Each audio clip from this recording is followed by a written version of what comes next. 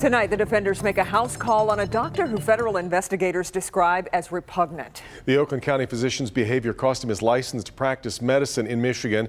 It also landed him on the sex offender registry. Defender Kevin Dietz reports a judge will now decide if he goes to prison and for how long. He's a doctor who was working and living in Oakland County. A federal investigation showed he was flooding the community with addictive drugs and fondling women who became desperate for more pills. Hi, how are you? My name's Kevin Dietz. When I made a house call to Dr. Rodney Moret, he told me he didn't want to talk about his criminal behavior. The feds in court documents call him truly repugnant, saying Dr. Moret's drug distribution scheme was truly obscene, considering his former employment as an addiction medicine physician. They say Moret would have known and likely saw firsthand the damaging effects of drug addiction. Despite his experience, he decided to get into the business of driving the opiate epidemic. And making money prescribing unnecessary narcotics wasn't enough for the doctor. He took full advantage of his position by molesting women. Former federal prosecutor Keith Corbett says sexually molesting addicted patients desperate for prescription pills will not sit well with the judge who will decide the deviant doctor's fate. And when they misuse that license, when they misuse that position of trust, that's a factor that's going to, in all likelihood, be considered by a judge.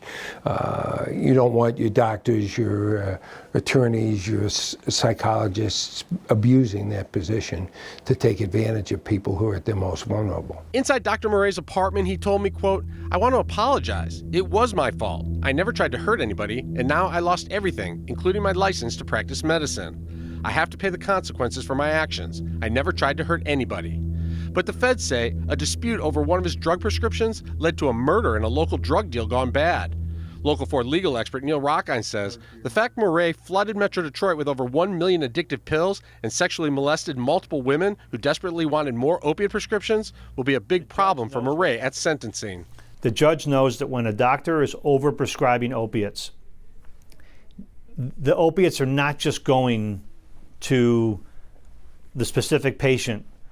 Sometimes, or oftentimes, those opiates end up going into the street. One sexual assault victim turned him into the Oak Park police. Dr. Moret pleaded guilty and ended up on the sex offender registry. The feds say his medical practice resembled a drug house where addicts drive up and exchange cash for pills in the parking lot. The feds say the practice made over $3 million writing bogus drug prescriptions. Moret has pleaded guilty and is free on bond as he waits for sentencing. Abuse of power by males against females is becoming more and more objectionable, and we see, examples of that in politics and in the entertainment industry. So I think it's become sort of the new cause célèbre, and I think it's going to be a factor. Dr. Moret had several friends write letters to the judge asking him to be lenient. When prosecutors called those friends, they found out Moret did not tell them that he pleaded guilty to criminal sexual conduct charges. They're asking the judge to ignore those letters of support. Dr. Moret's medical license has been stripped from him, and his days of freedom are soon coming to an end.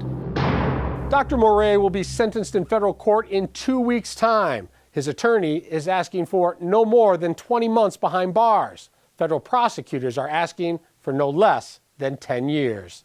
Kevin Dietz, Defenders. We'll follow what happens. All right, Kevin.